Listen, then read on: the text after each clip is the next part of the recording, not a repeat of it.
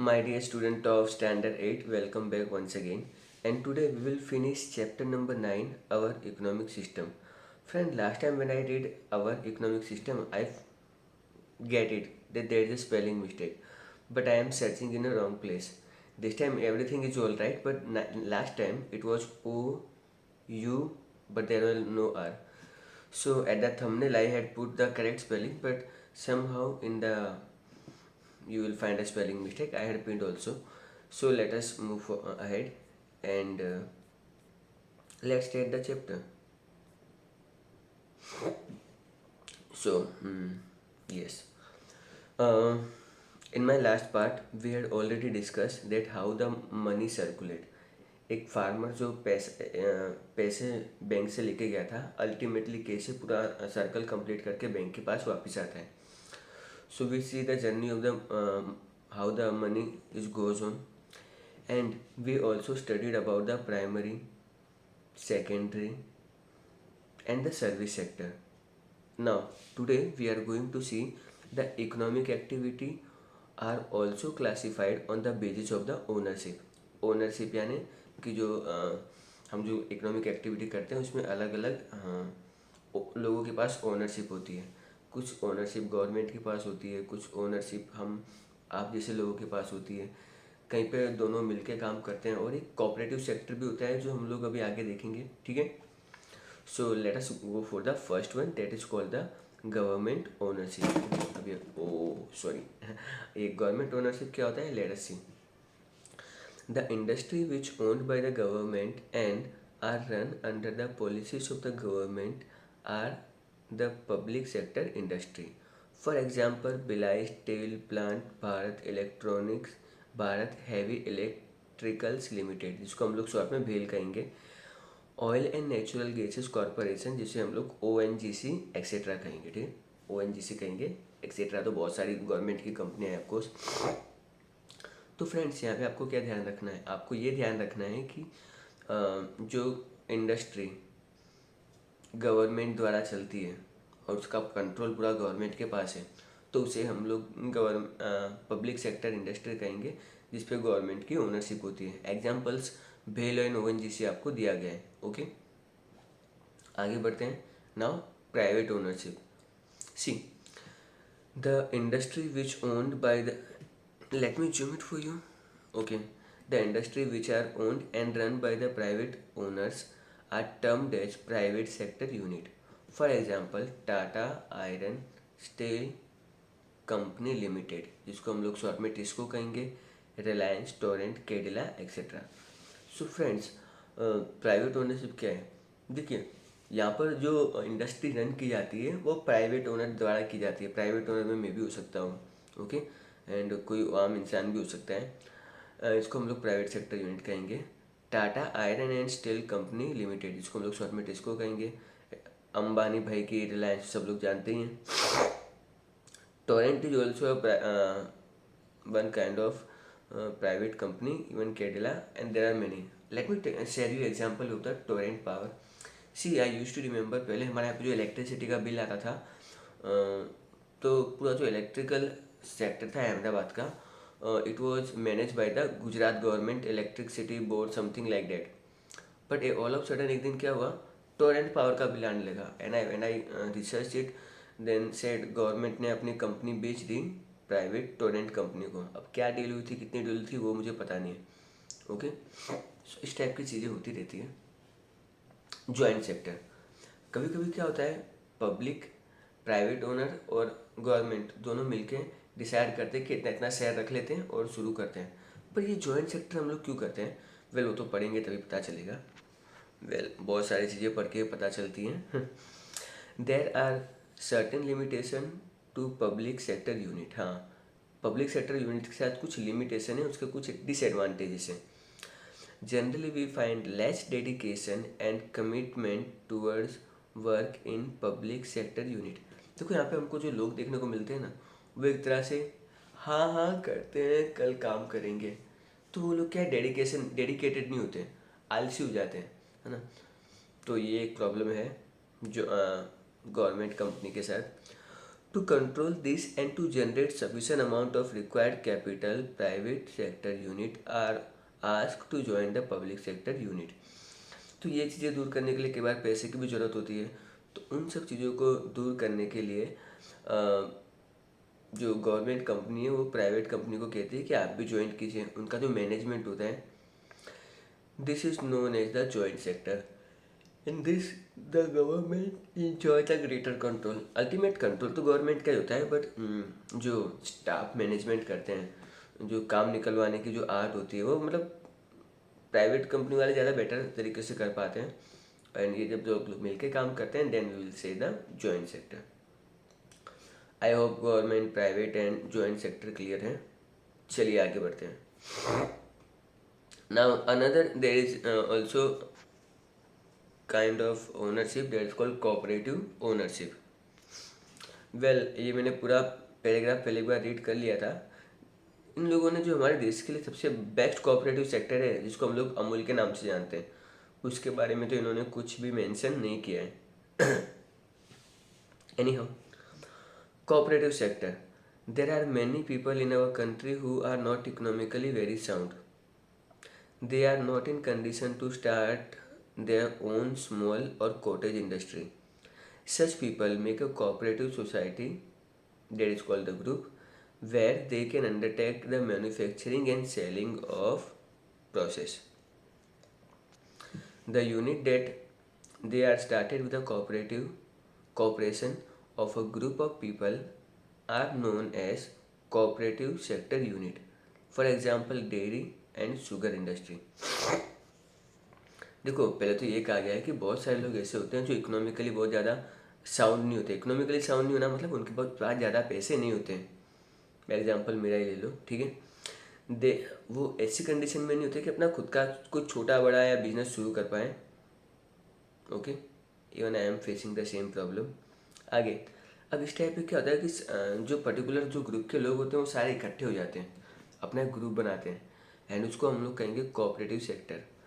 ये अपना काम डिस्ट्रीब्यूट कर लेते हैं, पैसे इकट्ठे कर लेते हैं, और मैन्युफैक्चरिंग से लेके सेलिंग का काम जो होता है वो लोग खुद ही मैनेज करते हैं। ओके, एंड इसी को हम लोग कोऑपरेटिव सेक्टर कहेंगे, कोऑपरेटिव सेक्टर यूनिट भी कहते हैं। डेयरी में तो मैंने अमूल आपको बता ही दिया है, इवन शुगर मिल्स में भी ये सब चीज़ें देखी जाती हैं। ओके, अब आप में से और मुझ में से बहुत सारे लोग काम करते हैं, है ना। कुछ लोग ऑर्गेनाइज सेक्टर में काम करते हैं, कुछ लोग अनऑर्गेनाइज सेक्टर में काम करते हैं। अब आप सोचोगे सर ये ऑर्गेनाइज सेक्टर क्या है, ये अनऑर्गेनाइज सेक्टर क्या है। वेल, इसी का ही हम लोग अभी एक क्लासिफिकेशन करेंगे। So let me read classification of economic activity into the organise and unorganise sector. तो ये ऑर्गेनाइज सेक्टर क्या है, अनऑर्गेनाइज सेक्टर क्या है। वेल, लेट अस सी।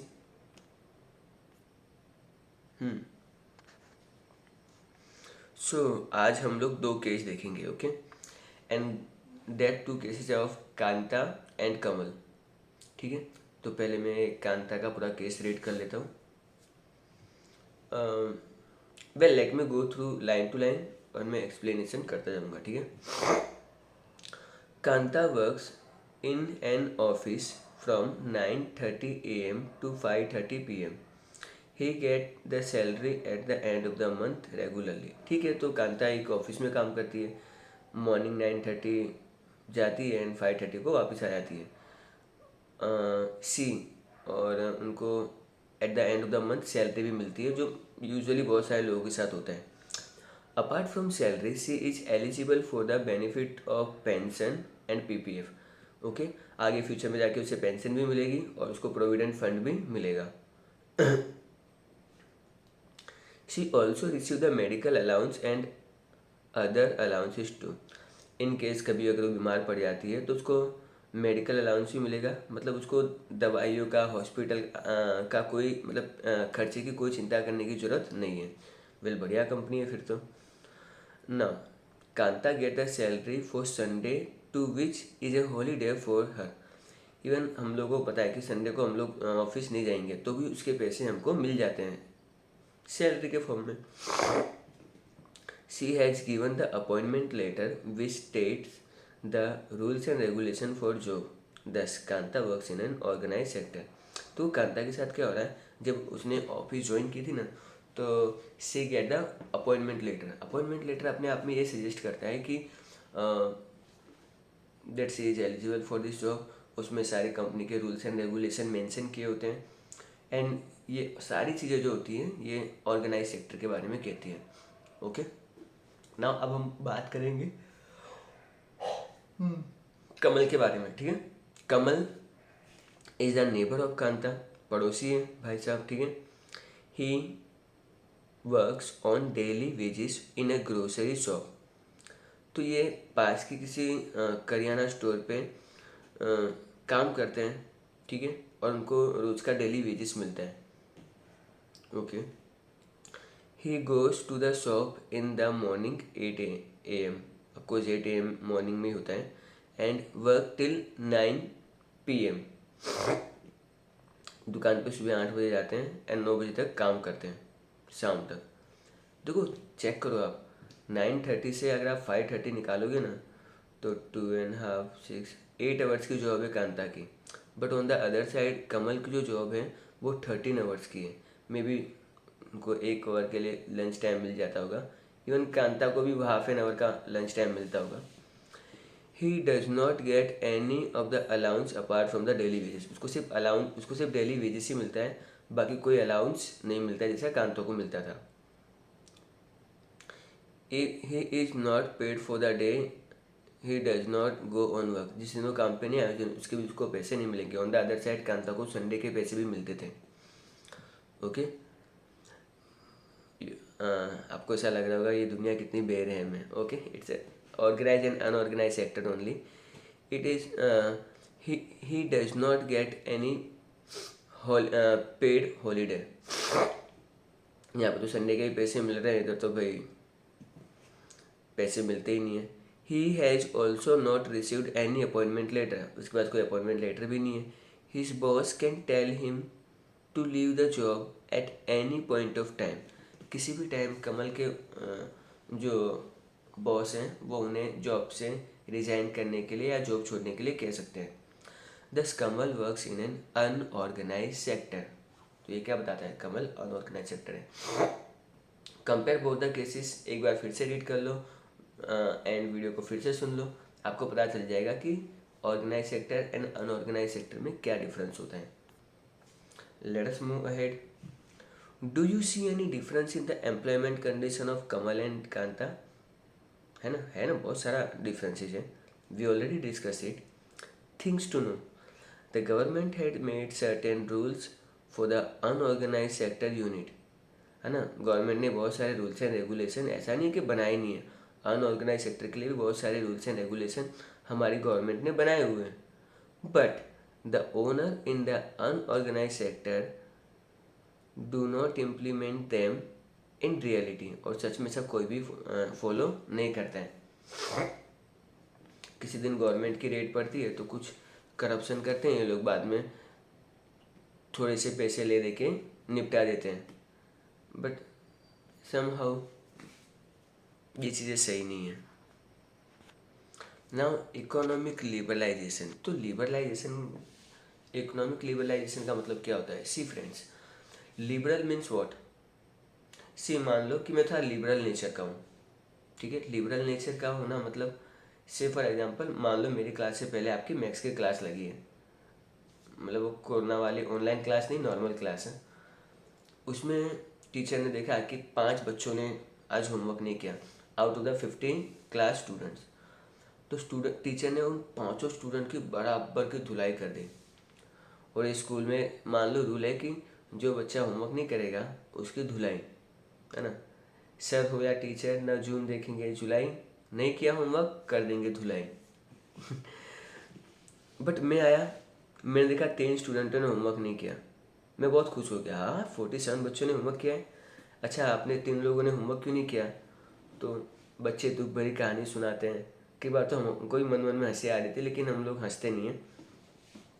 सर कल ऐसा हुआ कि हम लोग है ना, मैं होमवर्क करने बैठा था, मेरे मामा के बच्चे आ गए। और सर मेरे मामा के बच्चे इतने मतलब डेंजरस है ना, मेरी बुक निकालने की हिम्मत नहीं हुई। अगर वो बुक निकालता ना तो वो मेरे पेजेस फाड़ फाड़ के एरोप्लेन बनाते, बोट बनाते। पता नहीं सारा SUPW सब्जेक्ट बना देते हैं। सो अब वो कल जाएंगे, सो तो मैं कल का भी होमवर्क नहीं कर पाऊँगा। ठीक है, सह लो, मामा जी हैं आपके। एनी हाउ, फिर बच्चे कुछ कुछ इतने भयानक बहाने बनाते हैं। So I am a liberal teacher, मैंने उनको पनिशमेंट नहीं दिया, मैंने उनको बस जाने दिया। लेकिन यहाँ पर गवर्नमेंट, यहाँ पे ऐसा नहीं होता है। अब हम लोग अपने टॉपिक पे आ जाते हैं। लिबरलाइजेशन का मतलब छूट छाट दे देना। कई बार बच्चा गलती कर रहा है तो उसे इग्नोर कर देना, ठीक है। तो अब हमारी गवर्नमेंट क्या करेगी, let's see. The government has brought certain changes in its economic policy so as to maintain its pace with the developing world and make India a developed nation. देखो हमारी गवर्नमेंट क्या कर रही है, हमारे चाहती है कि हमारा देश बहुत आगे बढ़े, लेकिन उसके लिए हमको कुछ फ्रीडम देनी पड़ेगी। फॉर एग्जाम्पल, पेरेंट्स अपने बच्चों को फ्रीडम देते हैं ना कि आप बाहर घूम सकते हो, फिर सकते हो। तो पेरेंट्स भी चाहते हैं कि बच्चा ग्रो करे, डेवलप करे, दुनिया को समझे। लेकिन जब तक आप उसको घर से बाहर ही नहीं जाने दोगे तो कैसे दुनिया को समझेगा, है ना। तो हमको कुछ फ्रीडम्स मिलती हैं। In according the policy of the liberalisation was adopted in the year 1991। आपको ये बात याद रखनी है कि जो पॉलिसी है लिबरलाइजेशन की, वो हमारी गवर्नमेंट ने 1991 में की थी। फिर आपको इतना याद रखना है, LPG, liberalisation, privatisation and globalisation, ये जो पॉलिसी थी हमारी गवर्नमेंट ने 1991 में अडॉप्ट की थी। According to this policy certain regulation related to the manufacturing and trade and commerce were removed. तो बहुत सारी जो बंदिशें थी जो स्पेशली मैन्युफैक्चरिंग और ट्रेडिंग में थी, वो गवर्नमेंट ने हटा दी। Duties and taxes on the import and export was announce. तो एक्सपोर्ट और इम्पोर्ट पे, एक्सपोर्ट करना यानी दूसरे देश को सामान बेचना, इम्पोर्ट करना यानी दूसरे देश से सामान परचेज करना, उस पर से बहुत सारे जो टैक्सेस थे वो गवर्नमेंट ने रिमूव कर दिए। The process of establishing a new manufacturing unit made simpler. अगर आप कोई नई मैन्युफैक्चरिंग यूनिट बनाना चाहते हो तो गवर्नमेंट ने उसका भी पेपर वर्क बहुत ही कम कर दिया है। As a result, India is being able to keep a pace with the world in terms of the production of trade and commerce. It has also generate more employment opportunities. से government का क्या होगा कि बहुत सारे लोग अब job, मतलब बहुत सारे लोग अभी ऑफिस खोलेंगे, और ऑफिस खोलेंगे तो बहुत सारे लोगों को जॉब भी मिलेगी। Well, it's a good step. As I told you, LPG, तो L यानी लिबरलाइजेशन हो गया, now P stands for privatization. So after the independence, many private ventures, large manufacturer projects owned by the government, were started by the government. With the passage of time, these ventures made a less profit and incurred loss. देखो friends, government ने पहले सब कुछ अपने हाथ में ले रखा था। बहुत सारी कंपनियां जो थी वो पब्लिक कंपनियां थी, लेकिन फिर धीरे धीरे इनका प्रॉफिट कम होने लगा। इवन कुछ कंपनियां तो लॉस में जाने लगी। Many public venture had to close down for this reason. और जब कंपनियां लॉस में जाती है तो बिजनेस बंद ही करना पड़ता है, जो गवर्नमेंट ने किया भी। This left the impact of on our economic system. The worker become united but the industry suffered a great losses. On the other side, emphasise on quality increase around the world. Even हमारी जो कंपनियां थी वो बंद होने लगी, घाटा होने लगा, वर्कर्स भी यूनाइट हो गए थे, तो बहुत सारी जगहों पे स्ट्राइक्स हो रही थी एंड ऑल दैट। जबकि दूसरी तरफ क्या था, पूरी दुनिया में, I am sorry for that, तो उनको घाटा हो रहा था। इवन वो लोग क्वालिटी पे फोकस कर रहे थे और वो प्रॉफिट भी कमा रहे थे। Private sector started making more profit. All this circumstances motivate privatisation. और इन्हीं परिस्थितियों के कारण हमारी गवर्नमेंट ने प्राइवेटाइजेशन का डिसाइड किया। थोड़ी देर पहले मैंने कहा था कि टोरेंट पावर जो पहले गुजरात गवर्नमेंट ओन करती थी, उन्होंने पूरा टोरेंट पावर, उन्होंने पूरा जो इलेक्ट्रिसिटी का था वो टोरेंट पावर को सेल कर दिया। आई होप आपको समझ में आ गया होगा। पहले इलेक्ट्रिसिटी गुजरात गवर्नमेंट देती थी, उन्होंने अपना पूरा यूनिट सेल कर दिया टोरेंट पावर को। Torrent power now is a private company, okay. Government started showing inclination toward the private sector. The joint sector is a part of a process of the privatisation. तो government क्या कर रही है, या तो अपनी company को पूरा बेच रही है या फिर हाफ करके बेच रही है। जॉइंट सेक्टर में हमने पढ़ लिया है। Now talking about the globalisation. ये ग्लोबलाइजेशन क्या होता है, लेट अस सी।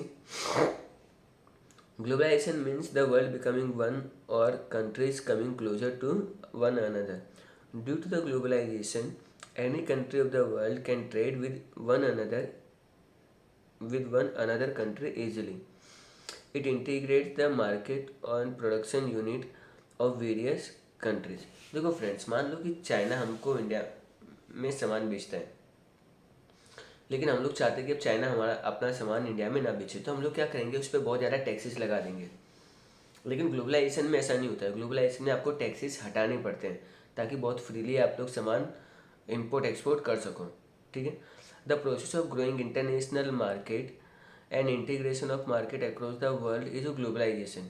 तो पूरी दुनिया के मार्केट को एक लोकल मार्केट समझना और सामान को इधर उधर करना मीन्स परचेसिंग सेलिंग करना, इस प्रोसेस को हम लोग ग्लोबलाइजेशन कहेंगे। A unique revolution in the field of information technology has stimulated the globalization। सबसे अच्छी बात क्या है, टेक्नोलॉजी बहुत बढ़ गई है तो बहुत जल्दी जल्दी सामान इधर उधर हो जाता है। द WTO, जिसे हम लोग वर्ल्ड ट्रेड ऑर्गेनाइजेशन कहेंगे, इस्टेब्लिश इन 1995 CE यानी common era, is working toward the promoting fostering globalisation. तो ये ग्लोबलाइजेशन को बढ़ाने के लिए WTO इस्टेब्लिश किया गया था 1995 में। अब जबकि ग्लोबलाइजेशन आ गया है तो उसका कुछ इफेक्ट भी आया होगा। Okay, so let us discuss it's effects. I think मैं स्ट्रेट अवे आपको समझा देता हूँ, रीड आप लोग पॉज करके कर लेना। सी, ग्लोबलाइजेशन की वजह से क्या हुआ कि सर्विस सेक्टर में बहुत ज़्यादा जॉब क्रिएशन होने लगे, कॉल सेंटर के जॉब, ठीक है, IT सेक्टर के जॉब, एंड लोगों को ज़्यादा जॉब्स मिलने लगी। एंड ग्लोबलाइजेशन की वजह से सर्विस सेक्टर भी बहुत ज़्यादा ग्रो किया। सेकेंड, अब देखो कंट्री को ग्लोबलाइजेशन में क्या होता है, उनको बहुत सारी चीज़ें डेवलप करनी पड़ती है, जैसे कि phone service, mobile service, email, internet. तो टेक्नोलॉजिकल जो ट्रांसफ़र होता है बहुत तेज़ हो जाता है और यूजुअली उससे क्या होता है, जो मैन्युफैक्चरिंग का जो कॉस्ट होता है वो कम हो जाता है। इससे प्रॉफिट ज़्यादा होता है और कंट्री बहुत ही स्पीड में इकोनॉमिक डेवलपमेंट की तरफ बढ़ जाता है। इवन थर्ड पॉइंट ये बताता है कि मल्टीनेशनल कंपनी होती हैं, जैसे कि मल्टीनेशनल कंपनी यानी ये कंपनी का हेडक्वार्टर कहीं और है और ये इंडिया में आके बिजनेस कर रही हैं, उसे हम लोग मल्टीनेशनल कंपनी कहेंगे। For example Ford Motors USA की कंपनी है, बट उन्होंने इंडिया में भी अपना एक प्लांट लगा रखा है। ठीक है, इससे वो इंडिया के लोगों को भी फोर्ड की गाड़ियाँ तो बेचेंगे, इवन इंडिया के आसपास जैसे कि बांग्लादेश हो गया, म्यांमार हो गया, श्रीलंका हो गया, इनको भी अपनी कार बेच सकते हैं। सिमिलरली टाटा मोटर्स जो है वो इंडिया की बहुत बड़ी कंपनी है, वो कहीं और जाके भी अपना बिजनेस शुरू कर सकती है, तो वहाँ के लिए मल्टीनेशनल कंपनी है। एशियन पेंट, पार्ले, ये सब उसका एग्जाम्पल है जो मल्टीनेशनल कंपनी में आता है। और भी क्या इम्पेक्ट हुआ, देखो पहले इंडिया में हम लोग है ना बच्चों के लिए जो खिलौने परचेस करते थे वो इंडिया में बने हुए होते थे, लेकिन जैसे ही हमने ग्लोबलाइजेशन एक्सेप्ट किया, चाइनीज़ टॉयस इंडिया के मार्केट में आ गए। इवन चाइना के टॉयस इंडियन टॉयस से बहुत सस्ते हैं और देखने में अट्रैक्टिव भी हैं। तो क्या हुआ, विद इन अ ईयर उनकी अट्रैक्टिव डिजाइन और लो प्राइस के कारण 70 से 80% इंडियन मार्केट्स अब चाइनीज़ टॉयस से भर गए और इंडियन टॉयज जो बनाते हैं उनको बेचारों को लॉस सफ़र करना पड़ रहा है। तो ये कुछ बुरे साइड भी हैं ग्लोबलाइजेशन की वजह से। हमारे जो इंडियंस हैं उनको मतलब एक तरह से लॉस फेस करना पड़ता है, उनको भी अपना प्राइस कम करना पड़ा, मीन्स उनको भी अब लॉस होने लगा और ऐसा भी हो सकता है कि वो आगे जाके जॉब छोड़ दे और पूरा इंडियन मार्केट पे चाइनीज़ लोगों का कब्जा हो जाए। तो देर आर सर्टेन थिंग्स जहाँ पे कुछ प्रॉब्लम्स भी हम फेस करते हैं, हमेशा अच्छे साइड ही नहीं होते, there are certain bad side also. Think what should be the Indian toy manufacturer and the trader do to increase their sales in Indian market. तो वो लोग क्या कर सकते हैं, वो अपना प्रोडक्शन यूनिट इस तरह से करें कि उनको बहुत कम कॉस्ट में उनका टॉयस बन जाए ताकि वो भी चाइनीज़ प्रोडक्ट के सामने कंपटीशन में लड़ सकें। Which multinational company have started their project in India. तो बहुत सारी मल्टीनेशनल कंपनी, फोर्ड का भी हमने जस्ट एग्जांपल दिया। Which sector of Indian economy have been affected by it, explain with suitable example. Okay, so I don't think इसमें हम लोग टाइम वेस्ट करेंगे। सो आई थिंक स्टूडेंट्स आपको ये चैप्टर समझ में आ गया होगा। So you guys are amazing, keep learning, keep watching, bye everyone.